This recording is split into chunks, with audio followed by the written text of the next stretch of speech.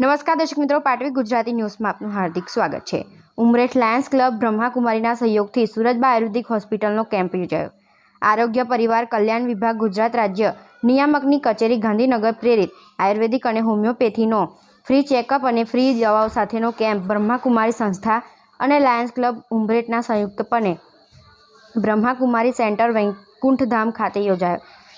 આ પ્રસંગે બ્રહ્મકુમારી નીતાબેન મુખ્ય સંચાલિકા અને બ્રહ્મકુમારી બહેનો સાથે લાયન્સ ક્લબના વિજયભાઈ ભટ્ટ પ્રમુખ અને સૌ લાયન્સ ક્લબના સભ્યો અને સમગ્ર સુરતબા હોસ્પિટલ ખંભોળના સૌ ડૉક્ટરશ્રી તથા સ્ટાફના કરકમલો દ્વારા ટ્રીપ પ્રાગટ્ય કરી ખુલ્લો મૂકવામાં આવ્યો। આ પ્રસંગે doctor Mayur Masru, doctor Anuradha, doctor Ritvik Trivedi, doctor Abhishek Patalia સાથે સમગ્ર ખંભોળ અને અહીમા બંને હોસ્પિટલનો સમગ્ર સ્ટાફ કેમ્પ દરમિયાન ખડે પગે ઊભા રહીને દર્દી નારાયણની સેવા 9 થી 2 વાગ્યા સુધી બજાવી હતી।